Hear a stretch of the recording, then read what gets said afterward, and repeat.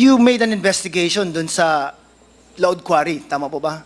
Yes, we were trying to locate the mass graves. The mass graves. Yes, unfortunately, we didn't go there high enough. Kasi the Laud Quarry is a hilly, it's a hilly cliff, part. diba? It's a cliff. It's a cliff. So yung team po namin, it's a small team, CHR and CIDG, went to that particular area. At may nakita kami isa o dalawa na skeleton, bungo. But no mass grave. No mass grave in that particular area. Wala po kami na-discover. We tried to dig several times, and dalawa lang po atang bones yung nakita namin. And then we were told later that hindi yun, that particular point. Mas mataas pa daw Na location. na location. All right. Now, ang question ko lang, it's really bothered me. But I know that this was also asked of you dun sa Senate. I just didn't get your answer. Now, you were like a dog on a bone when you were investigating that as CHR head. But what happened to this investigation when you became Secretary of Justice? Left. Ba't parang biglang nawala yung focus on this particular investigation? When I left, wala pa ho yung resolution ng CHR. But I have my personal investigation notes. Right. Now, to my recollection, I shared it with the CHR. All right. And then they had, they issued a resolution in June of 2012. You're throwing it back to the CHR, but you were already Secretary of Justice. You could have done more, di ba? But at Frankly that point, speaking po, I mean, you know. at that point, ano po yung hindi pa magiging ready and strong to file cases. Kasi yung na-access namin na tatlo na mga who said that they're also hitmen before, Yeah. they didn't want to testify publicly. Pero nakausap po namin sila. And may mga sinabi nga po sila. Could you not have directed law enforcement agencies to conduct further investigations on the matter, like NBI or? Well, I remember that I assigned to NBI to make some follow-up investigation or to just investigate still the DDS. But when I asked them about developments, ang sabi po nila, nahihirapan po sila dahil walang mga nakahanap ng mga willing witnesses. So are you saying po na you were able to do more as CHR head rather than as Secretary of Justice? Yes, because nakatutok po ako doon in 2009 when we started our investigation. Kaya nga, I said po na you were like a dog on a bone at that time. Yes. But then biglang I became Secretary of Justice and I have more things to attend to, more high-profile investigations, including the Napoles PDAF pork barrel scam. So, but I did give that order to the NBI to further investigate. But when I asked them, as I said, wala silang mapoproduce na talagang real, credible evidence. Si Matubato ho kasi sa Casilas Cañas, kahit na-mention na po sila dun sa CHR investigation namin, but they were not yet there. We did not meet them. We didn't know who exactly they are. At sumulpot na lang po si Edgar Matubato nung nagpa-cover siya ng under Witness Protection Program. Although, as I said in my presentation kanina, in 2016, nung naging presidente na po si Rodrigo Roa Duterte, ay nagpaalam na siya kasi natatakot daw siya kasi presidente na. So, we can't force witnesses under the WPP to stay if they don't want to. Yun po ang policy. So wala pa ho yung affidavit ni Edgar Matubato at the time. Wala pa yung affidavit ni Las Cañas. Las Cañas only appeared also in 2016 nung iniimbestigahan na po namin sa Senado. Although, as I said, during his first appearance, he denied the existence of DDS and that he is part of the DDS. Pero noong February 2017, he executed an affidavit saying that there is indeed DDS. He's part of it among at the top, including sila Sani Benaventura, Laud, yung mga minention ko po Yeah. kanina. So, wala pa yun noon. Siguro kung nandun yung mga affidavits na yon, I would have insisted na talagang ituloy talaga yung investigasyon at pwede nang gamitin yung affidavits na Matabato and Las Cañas. But they were not yet there when I was at the CHR and then sa DOJ. Kasi even if pumunta sa amin si Edgar Matabato, ang complaint niya is about torture. Tinorture daw po siya ng mga kasamahan niya dahil parang frame up siya doon sa murder ng isang businessman, Mr. King. Okay. Thank you, Mr. Chair. Thank you, Mr. Chair. Thank you, Congressman Flores. The next to interpolate is Congressman Rog Gutierrez. Thank you, Mr. Chair. Mr. Chair, few questions lang po. I'd like to direct my first questions to Mr. Buenaventura. Good evening po, sir. Mr. Buenaventura, through the Honorable Chairman, of course, matanong lang po, no? Namagit po ninyo na kayo ay personal bodyguard driver po ni dating Mayor Yes, Duterte, tama po? yes, Your Honor. And yung active years niyo po ay from 1988 to 2008. Yes, Your Po Honor. ba? Nung kayo po ay personal driver bodyguard, ito po ay nung kayo po ay driver bodyguard, kayo po ay personal lang po kay Mayor Duterte or assigned po sa family niya? Kay Mayor Duterte po. Kay Mayor Duterte lang po. At nung panahon na po ito, generally, nag-iisa ka lang po or may team po kayo? Yung other security po. Yung other security. At any one time po, mga ilan po kayong security ni Mayor Duterte? 4. Mga 4 po. And Yes, but in all those instances, ikaw po yung personal, yung sa kotse niya mismo. Ako nag-drive sa kanya. Your Palagi po yun. Wala Yes. wala kang ka-switch. Honor. Wala, Your Honor. May kabady po kayo sa kotse na yun. Kami ng dalawa, Your Honor. Kayong dalawa lang po. So yung 3 or more, Back up, Your lang po. Honor. So talagang kayo po yung katiwala ni Mayor Duterte. Yes, Your Honor. Nabagit po yung sa family, hindi po kayo nag-drive sa mga anak? Hindi po, Your Honor. Never po. From 1988 to 2008, tama po ba merong may time po period po dito na si Mayor Duterte ay isang congressman? Konya, Your Honor. 1999 to 2001. Tama po, no? Parang Yes, Your ganun. Honor. At that time po, naka-assign pa rin po kayo kay Mayor Duterte? Sa Davao lang po ako, Your Honor. Magpunta siya sa Manila, maiwan lang ako sa Davao. Okay, pero assign po kayo sa local? Yes, Your So, unbroken naman po yung until 2008? Yes, Your Honor. At nabagit po ninyo, 2008 onwards, hindi na po kayo na-assign kay Mayor Duterte? At 2009 onwards? Yeah, 2001, Your Honor. Sorry po. Yung 2009 onwards, wala. 2009 po, retired na po kayo? 2008, December 31, 2008, Your Honor. December 2008, retired na po kayo. So 2009 onwards, private citizen na lang po kayo? Yes, Your Honor. Pero saan po kayo nagtrabaho at that time? Diyan, nagkuhan ako dyan sa City Hall, Your Honor. Dyan sa office. So sa City Hall po kayo nagtrabaho? Yes, Your Honor. So government employee po kayo at the Yes, time? Your Honor. At sino po yung mayor at the time? Means si Mayor Sara. This was 2009. Maging si Mayor, Your Honor. Palit-palit sila. Palit-palit Mayor sila. Sara, Mayor Rudy. Ano po yung trabaho po ninyo sa City Hall? Security officer po, Your Honor. So in line pa rin po sa iyong profession po as PNP. Oh, yan Usual lang. na nangyayari, pag nag-retire as PNP, security pa rin po, no? So naging citizen security po kayo ng City Hall. But Yes, still Your Honor. serving the same administration kay Mayor Duterte pa rin Yes, po. Your Honor. Pero naabutan mo rin po yung yung pag-switch po sa mga anak. Yes, Your Honor. Until what year po kayo naging civilian security po sa Davao City Hall? 2021, Your Honor. Napaka-recent po.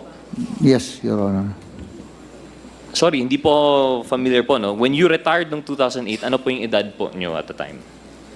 52, Your Honor. Early retirement, Your Honor. Early retirement po. Yung usual is 55, 56 po ba? 56, Your Honor. 56. So early retirement at 52. And from 2008, 2018 would be 62. Mga 64 na po kayo when you were disconnected from the City Hall. Tama po ba? 65, Your Honor. 65, mandatory retirement. Yes, Your Honor. So, all throughout pala po, it gave the impression po that you were no longer employed by Mayor Duterte noong 2008. Pero 2009 onwards, technically, boss nyo pa rin po. So, As civil as secretary mayor, City Hall. as mayor, City Hall po. Opo. During that time po ba, kayo ay na-assign as bodyguard driver ni Mayor Duterte? Wala na po. Wala na po. So talagang sa City Hall na Sa lang po kayo. opisina po. Okay. Balik na lang po ako sa iyo, Mr. Benaventura po, no? Yes, Mr. Chairman, I'd like to direct some of my questions to the Honorable former Congressman De Lima, if you would please indulge us. Former Senator, may we ask po, earlier you gave us a presentation, a more expanded presentation of your previous submission po. Would it be okay if we ask that you just flash the slide again in relation to the structure of the DTS based on your investigation? If it's ready, but if not, then I could just go It can off be the- readied. It can be readied. If the Secretariat would please assist through the Honorable Chairman.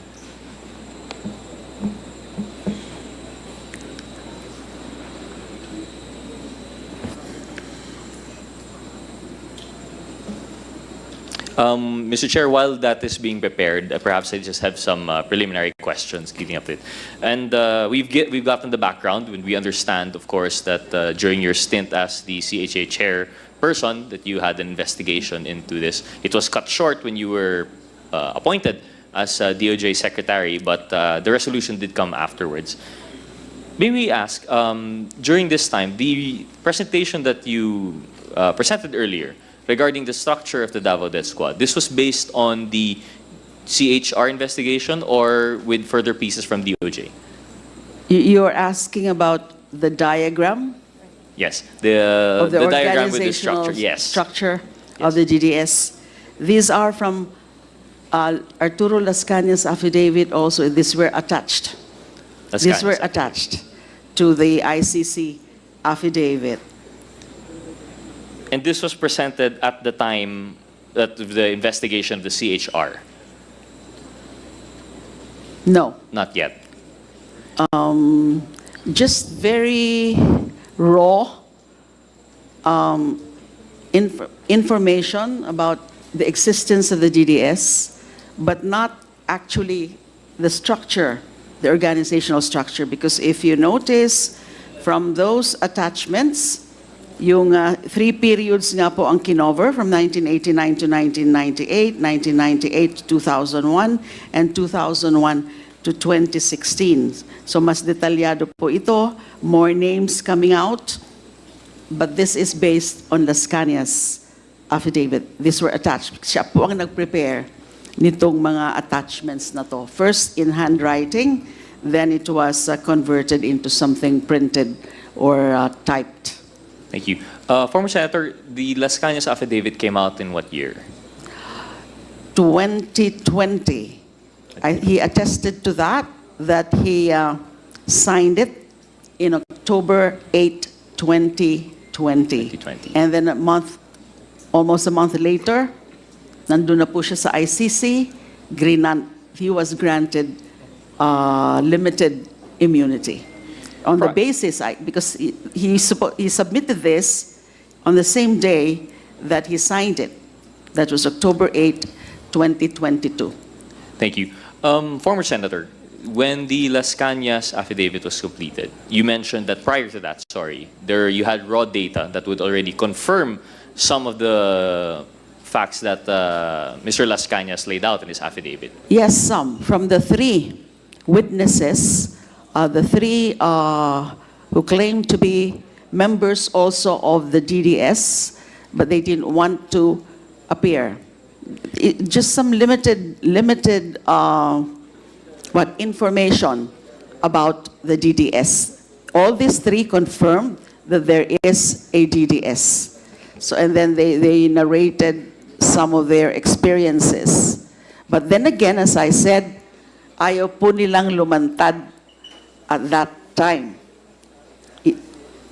Hindi ko nga po alam kung nasaan na sila ngayon, the 3 of them, Thank who you. used aliases. Thank you, former Senator. Just a follow-up question on that. So prior to the Las Cañas affidavit, you've already had an idea during the CHR investigation through these three witnesses who provided some raw data. Did they provide names that were confirmed in the Las Cañas affidavit? Or it was just some general facts regarding the DDS? It's just general facts, as I recall it, with respect to those three witnesses, the aliases. So in the case of the resource person present today who has been alluded to in the Las Cañas affidavit, Mr. Buenaventura, the first Several time... times. Oh, He several was alluded times? to several times. In fact, in his chart, in the organizational chart, for all three periods, in 1989 to 1998, he was the chief security. And he did admit that he was the chief security. Now, in the second period, 1998 to 2001, according to Las Cañas, he became the de facto leader. SP04 dun po sa chart, dun po sa organizational chart. SP04 Sunny Benaventura, now our de facto leader. Yun ang pagkakadescribe dito sa organizational chart as prepared by Las Cañas. Doon naman sa period of 2001 to 2016, he is referred to here as the logistic financer death clearance officer. And sa the whole affidavit of Mr. Las Cañas, several times he would say that the order to kill several times was coursed through Sunny Benaventura.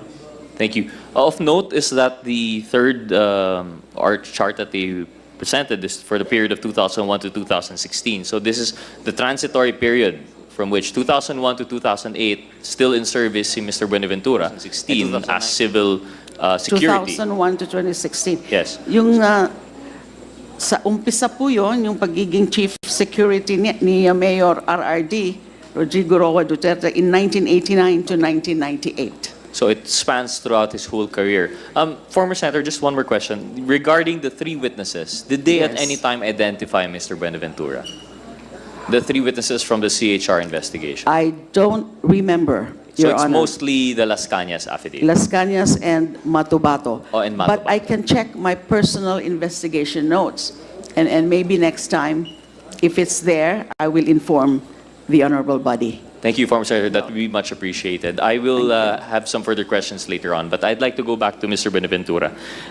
So nabanggit na po ni former Senator De Lima yung instances in which nabanggit po kayo ni Mr. Las Cañas. So, pero nabanggit rin po ninyo na baka posibleng may galit po sa inyo si Mr. Las Cañas, kaya naibanggit ko po kayo multiple times. However, it can't be denied po kasi na mukhang maraming persons po ang nagtuturo po sa inyo. We have po yung affidavit ni Ms. Garma. We have the affidavit of Mr. Las Cañas. We have based, of course, we're still to determine the three CHR witnesses. But we'll see po kung how far that goes. Pero nabanggit po ninyo, yung relationship po ninyo kay Mr. Las Cañas. Working relationship po ito, no? Dahil kayo ay kapwa policeman. Tama po ba? Yes, Your Honor. Opo. And this was up... Sino pong unang nag-retire? Ako po, early. Early retirement po kayo. So at the time, in service pa rin po si Mr. Las Cañas. Yes, Your Honor. At what year po yung sinabi po ninyo na feeling nyo masama yung balak ni Mr. Las Cañas? Tama po ba? Ano po yung sinasabi niyo, sir, na parang iba si Mr. Las Cañas? No. Na may hinihinging smuggling? Ayun, yun, yun. Opo, mga anong taon po yun? Yung nag-investigate yung Senado, Your Honor, tungkol sa rice smuggling, yon, Your Honor. At saka yung nanalo na si PRRD as president, yon, Your Honor. 2016. Okay. Yung sa Senado, hindi ko nakuha yung date, Your Honor. Okay po. Thank you, please. Mr. Chairman, please, I'd like to go back to former Senator De Lima. Apologies if you'd indulge us with a few more. I just remembered, you also had a presentation on the alleged quarry sites, and I believe you mentioned there were 3 or 4? Yes, about 4, Your Honors. And they would be attached to personalities involved with the DTS. Of course, we have one Mr. Laud, which was related to the Laud Quarry. We also have a certain caretaker in Samal. May we have a rundown of these four figures po. Okay, I'm tracing it, Your Honor. Thank you very much.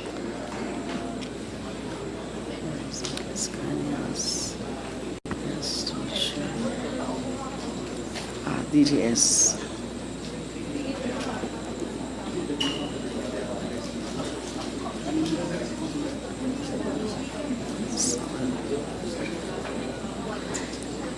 Yes, the DDS has at least 4 named dumping grounds. The largest is the Laud Gold Cup firing range quarry in Barangay Maa under SPO4 Bienvenido Laod. Another is only known as the Gaisano, guarded by June Casas, alias Commander Toothpick, which allegedly contains around 200 bodies. The third is the Mandog Mass Grave under SPO3 Jim Tan. The fourth are the waters around Samal Island with Ecoland Times Beach and the Igacos Resort of Samal Mayor Roger Antalan as jump-off points. Matubato was the caretaker of Mayor Antalan's resort. Thank you for So nag-testify ho si Mr. Matubato, then nagtatapon din sila doon ng mga bangkay. So of the four mentioned personalities, we have SPO4 Laod and SPO3 Tan, who are presumably police personnel. Matubato, who has been confirmed to be from the CAFGU. Yes. Do we have information on Mr. June Casas? What his affiliations are? None, Your Honors, but I can check again my personal investigation notes. That is sufficient. Thank you very much, former Senator. Thank Balik you lang po, Mr. Chairman, kay Mr. Benaventura. So nabanggit po yung apat. Familiar po yung names po ba na to? Si SPO4 Laod, na banggit po ninyo, kaibigan po ninyo, no? Yes, Your Honor. Si June Casas, Hindi ko kilala di yun. familiar. Si SPO3 Tan, Yes, Your Honor. and si Mr. Matubato. Of course, nabanggit nyo yung Yes, 45. Your Honor. So, si Mr. Matubato, na nabanggit po ninyo, hindi nyo kasamahan, pero security daw ng isang mayor sa... Antalan po. Mayor Antalan. Pero familiar po ba, was there any time na yung grupo po ninyo ay pumunta sa Samal, yung sinabi pong Samal Ecoland area? Na dump site? Doon lang sa Samal yun. Minsan magpunta lang kami. Mayroon kaming kunting lugar doon. May bahay. Ganun. May taga-Samal po ba? Dyan lang. Meron na po. So Okay. minsan po, magpunta doon, mag-relax. Okay. Yung Laod Quarry, nabanggit, pupunta po kayo para mag-firing. Wala na po. Pero dati po yun, no? Dati po yun. Dati, okay. Yung sa Gaisano property ni Mr. June Casas, hindi po ito familiar sa inyo? Hindi po. At yung Mandug property under Hindi po. SPO3 Tan? Hindi po. Hindi po kayo nakapunta. Ano po kaya yung binabanggit ni former senator na Mandug property? Pagmamayari daw po ni SPO3 Tan. Matagal na po yun na binabanggit. Matagal na po yun. Wala man din silang findings. Wala, hindi nila alam kung hindi nila napuntahan yung lugar. Wala, according to Las Cañas, Matubato, wala. Nandyan man yan, kung mayroon yan, nandyan yan, Your Honor. Kung mayroon yan, nandyan yan. Okay. So out of the four, yung dalawa lang po ma-confirm na alam po ninyo. Yung Laod and yung sa Samal. Sa Samal, wala po. Nabanggit po ninyo Hindi, namamasyal sa Samal, may bahay ako. May bahay lang ako doon. Hindi yung sabi ni Matubato, Your Honor. Hindi. Sige po. Isa pa rin yun, hindi, Your Honor. Mr. Benaventura, additional questions lang po. Nabanggit po ninyo na as personal driver, bodyguard po ni Mayor Duterte. I'm sure kasama po kayo most of the time, kahit sa mga meetings. Although minsan, I would understand na hindi po kayo sinasama. But generally, kapag may ka-meeting, alam po ninyo yun, no? Your Honor, doon lang ako sa secure ko yung sasakyan, ganun. Hindi na ako sumali Hindi doon. naman sumasali sa mga ganun. Well, yung sinasabi, pero napanood po ninyo, Mr. Benaventura, yung Senate hearing. Nabanggit po ninyo, na napanood po Yes, ninyo. yes, Your Kung Honor. saan may mga binanggit si former President Duterte. Yes, Your Honor. Would you confirm po may instance na alala na sinabi ni former Duterte na shoot them dead? Patayin ang mga kriminal? Nandun man yun sa kwan, Your Honor. Opo. So, pero kayo po, familiar po kayo. Ito ba'y statement na palagi niya pong sinasabi